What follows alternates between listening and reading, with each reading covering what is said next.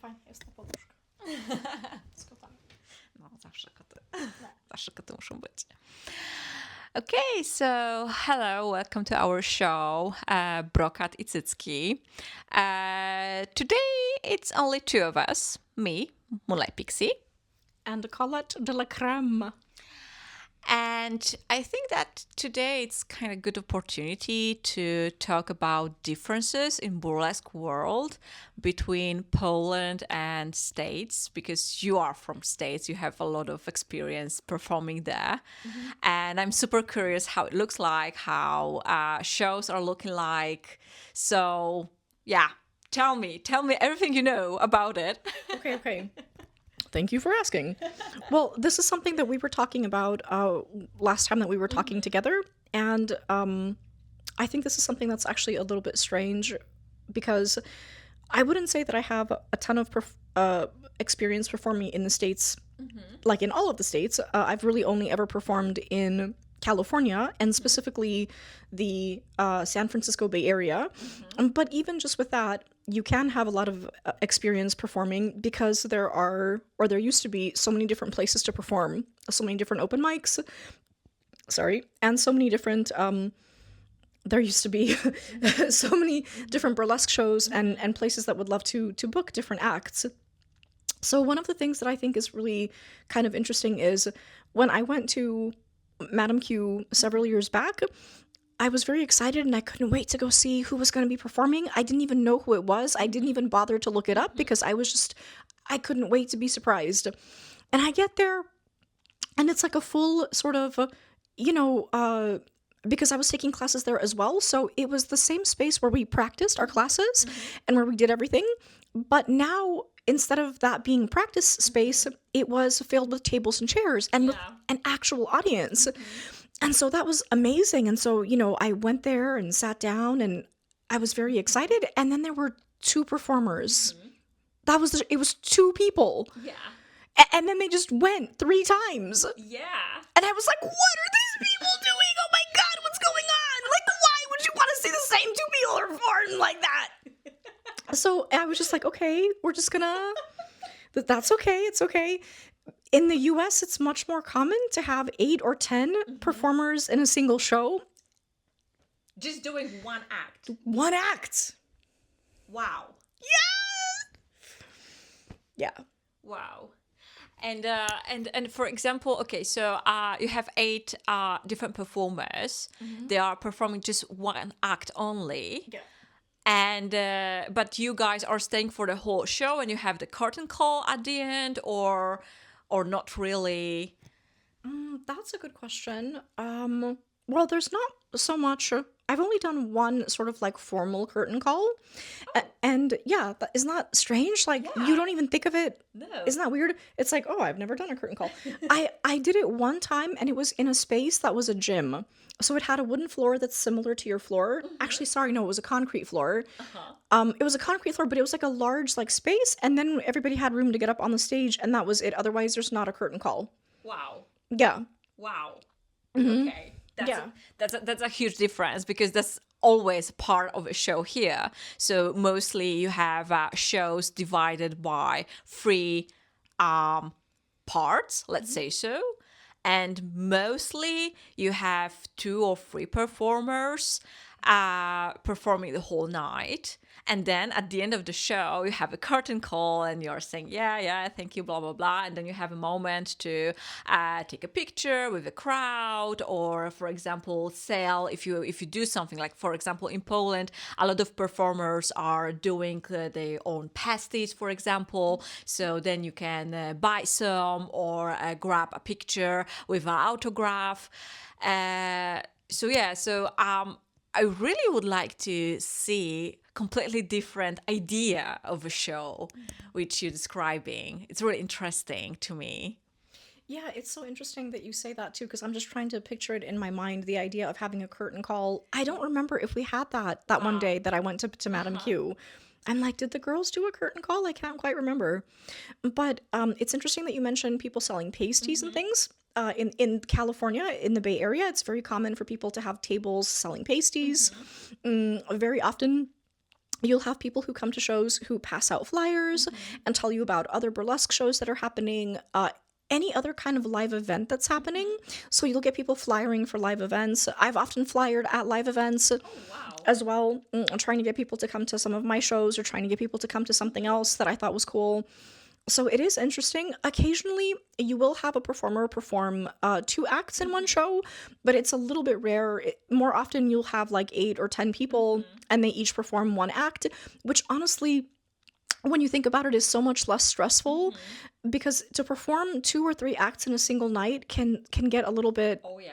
more stressful. Yeah. Oh yeah, definitely. I remember my first time when I did 3 acts during the one show, and the time, to prepare myself between act to act was like maximum 15 minutes.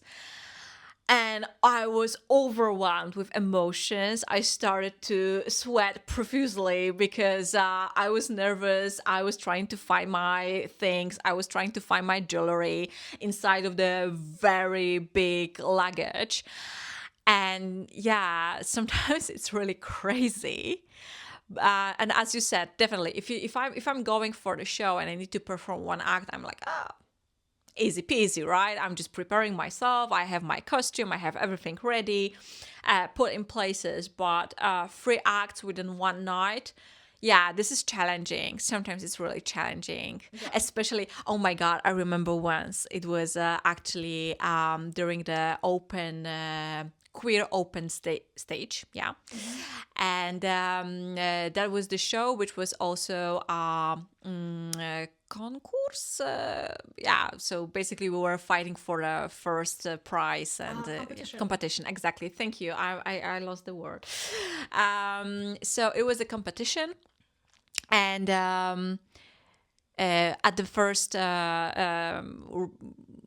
part we performed 6 of us, and then only 3 of the performers were participating in the second part. And when I did my act, I was like, oh, okay, I did my job, now I can relax. And actually stage manager was looking for me and he was like, what are you doing here?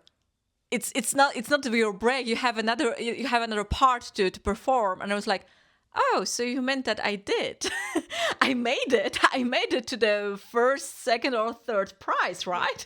He's like, yeah, so get your ass and prepare yourself. And I was like, oh gosh. And it was summer. It was super, super, super hot. And the backstage was very tiny. Yeah. And I was like, oh no, now I need to prepare myself again. And when your body is sweat and you need to put on your stockings, sometimes it's a nightmare. Yeah. But I did it and I won. And I won. Yes. I won and I performed also in the after show after the Pride in Gdańsk. So that was a big thing, honestly. But yeah, I was just preparing myself for 1 act and I was like, oh, okay, easy peasy peasy. But then no rest for you, girl. That is so beautiful that you won. That you not only did you go through all 3 of the stages, but you won. Yeah, I did. That is amazing. And thank God that the person was at least like, hey, get your ass back up there. Like, instead of, like, it could have been worse than the person saying that. Yeah. Oh my gosh. So that's so interesting that you mentioned that kind of, setup. I used to perform as a slam poet, mostly in Berkeley at the Starry Plow. Hi, Starry Plow. I love you so much. You were recently in the news. I love you, Starry Plow. And their slam was always on Wednesday night slam. Anybody could come. It could be somebody who could be like a famous poet from the Bay Area. And there were a lot of really good, like more well-known poets from the Bay Area who would come. And it was structured in the same way. So you would basically have your first round and then you would have your, you'd make it to the second round. And then I think there would be a third short, very final round where you got the prize money from the door, basically.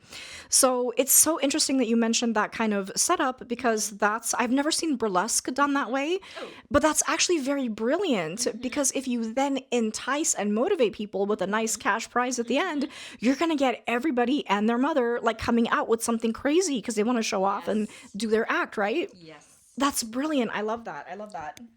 Yes. So sometimes it's happening in Poland that you have this open stage and you can win something. Sometimes it's just paid booking in some other place. Sometimes it's the money. Yeah, but I wish we could have more because I think that, this idea of having open stage also gives people kind of motivation to prepare something, to even if you are not thinking that it can be your professional career path, that you can just do it for one night, show yourself, and see how it goes. Just like, kind of test yourself if this is for you or not, before actually getting really, really, really into the topic. Yes, yes. So yeah, and how about venues instead? Is it like, for example, you have particular performers performing in one venue, or kind of residency? Is it kind of common there, or it's just different kind of venues preparing different kind of shows depending on the title or? That's actually an excellent question. And it's a little bit strange because I'm not entirely sure. So, when I was a belly dancer, I took belly dance classes from a woman who owned the restaurant where I then ended up performing.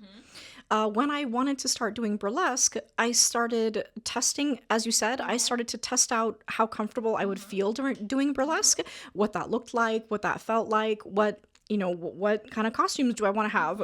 Because the costumes are obviously very different than for something like belly dance. So then that was open mics, just open mics in San Francisco, open mics in the Bay Area. And I started emailing people like, hey, can I perform? You have a show. I've been to your show. Can I perform? So I kind of started hustling. And some people wouldn't answer. Some people were like, ew, no. So one person was like, not right now, but maybe later. And I was like, okay. So I guess I just wasn't like up to par what they wanted. And that's why it was so important for me to go to Madame Q, because when I was done with I took like a bunch of different classes from Betty Q and other people who were there for a year.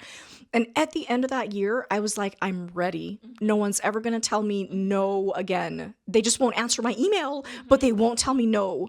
And so then after that, when I went back to San Francisco, I started again. I was like emailing people like, please hire me. And I got hired with Hubba Hubba for one act. And then I kind of, anytime that I had a new act, I would always like email Jim Sweeney. I'm sure he was like, oh God, it's her again with another email of like another act. I'm sure that's what it was. He was like, fine, come, whatever. So, and then like once people kind of know you, then I was able to hustle a little bit more. But I never really felt like I was part of the community to the point where I was being asked to come to shows. So I could do a lot of open mics. And a lot of the people at open mics know each other because they're professional performers as well. And so they know each other's show, right? Like the guy who runs the open mic at the Hotel Utah is friends with the guy who runs Hubba Hubba. Okay. Right? So it's like they all know each other kind of, right? The performing scene in SF is relatively small. And so you kind of just kind of work your way through it, I guess. But I would have loved to have gotten to the point where I could have been like invited, to perform someplace. But I always felt like I had to hustle really hard. So that's kind of that was my story. Yeah. Yeah. I think, in Poland we have very small community of burlesque. It's still mostly Warsaw centered because of Madame Q, of course, and places like that.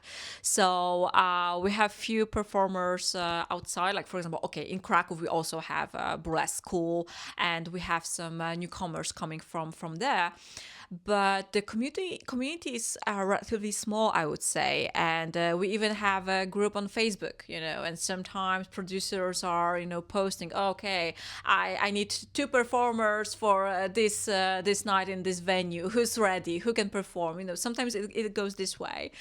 But yeah, like knowing each other, seeing each other, then you making relationships with people, then someone can ask you actually hey, come to my show and perform. But it takes time. It always takes time to actually be a real part of the community. Yeah. Yeah. So yeah, but But I think it's pretty nice. I think we have pretty nice community. And as I said in other episode about vacation trip with other performers. We call it Burlescowe Kolonie, and mostly it was for people from Madame Q, and it was a lovely time. We spent like 5 days together, in the middle of nowhere, having performing together, having a show together, spending time together. It was amazing time actually to also get others' perspective, having wonderful conversations. Yeah. Hopefully it will happen next summer too. I hope so. I hope so. That would be lovely to be able Yeah. to participate in that. It is kind of interesting to sort of see the difference because here in Poland, I definitely have always gotten the sense that the burlesque community is so small. It's so small. It's almost the equivalent of the entire burlesque community of someplace like the Bay Area. But not, not in a bad way or anything like that. But it's just that there are so few people that are, forgive me for saying this, that are crazy enough to want to do it like professionally to the point where you're gonna buy fans. You're going to have like a crazy amount of rhinestones. You're gonna have a crazy wardrobe. I mean, like that amount of people is, I think, always going to be relatively small. But it's so funny too, because I think Betty Q was I think she was the first. I usually tell people that she was the first burlesque performer in Poland. And I remember once in class, she told us the story of how she started, basically, I think she also started as a belly dancer, and then she would go to other countries to take workshops, and then she would come back to Poland, and she just started performing. And she said one time in class that she never really looked for people to teach, that people started to come to her to ask her how to do it. I was like, girl, that is so cool and amazing. And then she set up Madame Q, and so many people have come through that school, have come from that school. So I don't know what I would have done without her, because I genuinely feel like that was the place where I kind of really felt like, okay, I can deconstruct whatever I think is wrong with me, and I can become the kind of performer that I want to be. Even if it's not my own idea of what is perfect for myself, it doesn't matter. I can still push that aside, and then you can still do the thing that you want to do. Yeah, absolutely.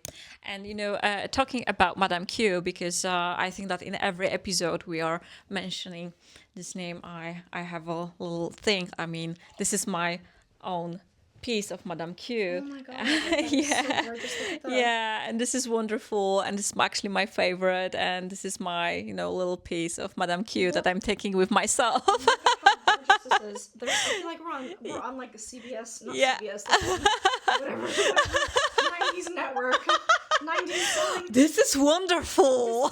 How gorgeous is that? It's true though. It Yeah. has a gold tassel. Yeah, Look, I absolutely, love that. absolutely. And the crest, the city crest of Warsaw, or the city emblem of Warsaw, is a mermaid. Yeah. Right? So Yeah. then it's Yeah. a mermaid, and Yeah. she has a gold tassel. Yes. So this is absolutely one of the coolest bag I have, and I'm super proud of having it. But yeah, and as you said about Betty Q, and also there was Pinup Candy, and Pinup Candy actually was the first performer that went to the TV show. Oh. Yeah, and I think that was the first time when I really learned that there is something called burlesque, because I saw her in TV during the TV show. Yeah. But still, look, this is super young, I would say. Like how long, how long burlesque exists in Poland, like 13 years, 14 years, something like that. So, it's also for us performers, to learn, to explore, but, for people to actually learn that there is something like burlesque. You need to educate people. You need to tell them that, there is a show. Please come and see if you like it. This is something completely new for them. I would say relatively, right? Yeah. So, and with my burlesque mom, with Freya Flame, she also produced a lot of shows in very small cities, very, very, very small cities, like, 15,000 citizens kind of small cities. Right. And that was an experience because, burlesque is not only in Warsaw or big cities like Krakow, Wrocław, or Gdańsk, but also in smaller cities. And audience was amazing. They were craving for it. They wanted to see us. They wanted to enjoy us. And wow, that was awesome.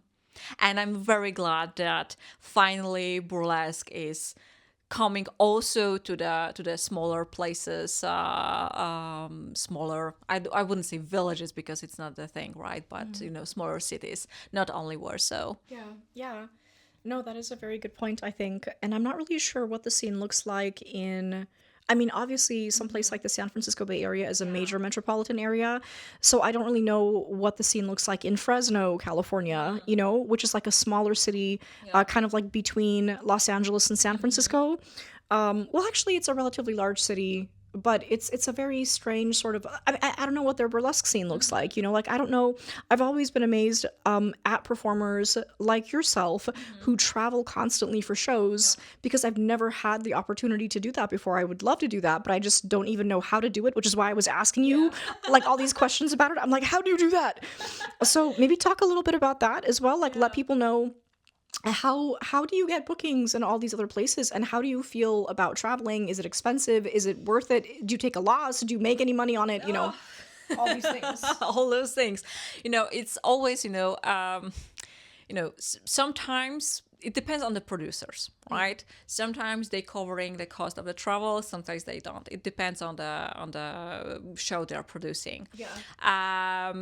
Honestly, for me, I always need to travel almost. Sometimes I'm performing here in Gdynia, sometimes in Gdańsk, but mostly I'm performing in different cities. And this weekend, I'm going for the first time abroad. I'm going to Berlin. Oh my God. Yeah, and this is super cool. I'm super excited. And how it happened, I just saw that there is a show in Berlin, and I started to follow them on Instagram. And at some point, they make a post that, hey, we are looking for new faces. If you feel that you fit our show, just come. Oh, and I was like, oh, okay, maybe this is a chance for me. And I just, write a beautiful message. Yes. There's me in Poland. Yes. And I'm just, this traveling girl that wants to make a show. And they said, okay, cool, you are invited, please, you are free to come. For some kind of fee, of course, we agreed on, plus tips. And tips. This is something actually unusual in Poland, I would say. We don't really have this kind of, vibe of giving tips to performers. Yeah, I noticed. Yes. So I don't know how it looks like in States. Yeah, that is a good question because when I was performing at Freya's birthday show, which by the way happened because Pixie had to have emergency surgery. Yeah. And so I was lucky enough that Freya asked me to fill in for the show. And there was so much back and forth exactly because I'd never performed outside of California before. And I was like, I had a million questions. And at some point I was like, do you ask people to throw tips? And she's like, no, we don't do that in Poland. So if you ever go to Rumble and you see any of my performance videos, you will literally see people throwing wadded up dollars at the stage. It's super cool. I'm grateful for it. Like I'm grateful for it. One time I have one video where like I grabbed the bill and I wadded it up and I put it in my mouth and then I threw it back out or something. I don't know. I do weird things in the moment because you're not thinking, you're just like performance mode. Yeah. So I never really understood why people here don't do that because performers are broke. Yeah. So y'all need to support the performers. Money. So performers need to have lots of love and appreciation, which is always appreciated, but also money as well. Yeah. So yeah, money. Yeah, but actually one time I participated in a show organized by queer community. Yeah.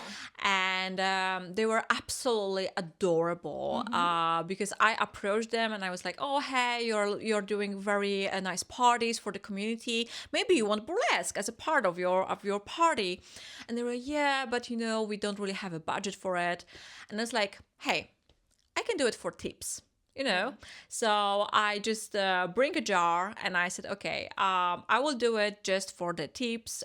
If people will pay me, fine. Let's see how it goes. And actually, with those tips, I get a bit bigger than my regular fee.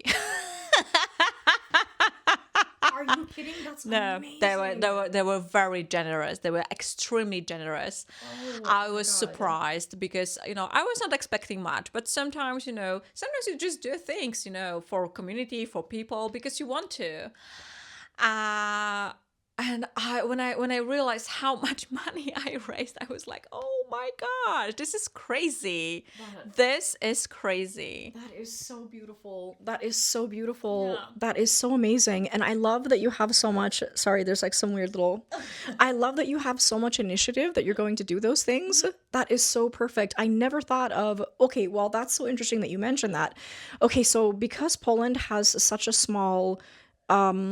Oh my God, okay, this is like bringing up a whole other topic. When I was living in Warsaw in the summer of 2018, there was a law passed and it became illegal to be gay. So literally all the gay bars that had been there, and Warsaw being the capital had quite a few, they closed like overnight. So the burlesque community and the drag community in a country as small as this one, as conservative as this one, I would think would want to stick together. Now, if you go to San Francisco, things look slightly different. I always felt like, I mean, it's not even that I have anything bad to say. It's more just that I would have never felt comfortable going to anything that would have been like strictly.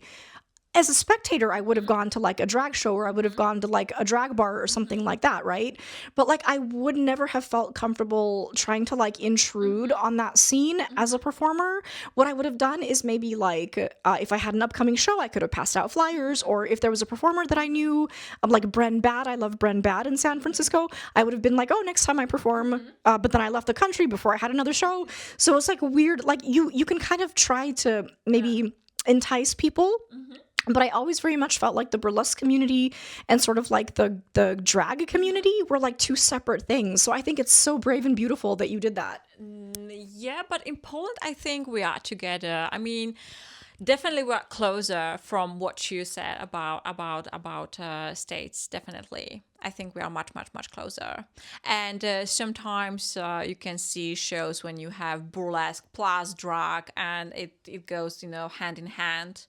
So it of course depends from the venue, etc., etc. But yeah, I mean, again, diversity. We are coming to the we are jumping to the same conclusion. Yes, yeah. That is very beautiful. Did you have anything more that you wanted to say? Did you want to end? I think we are good to go. Okay, all right. So if you would like to support me, please consider buying a tarot reading on my Etsy. The link should be in the description box below. If you do purchase a reading, please let me know whether you would like it in Polish or in English. They're only $12, and you can find me on Instagram, Colette de la Creme. And you can find me on my Instagram, moonlight.pixie _ the blah blah blah burlesque. Thank you guys. Bye.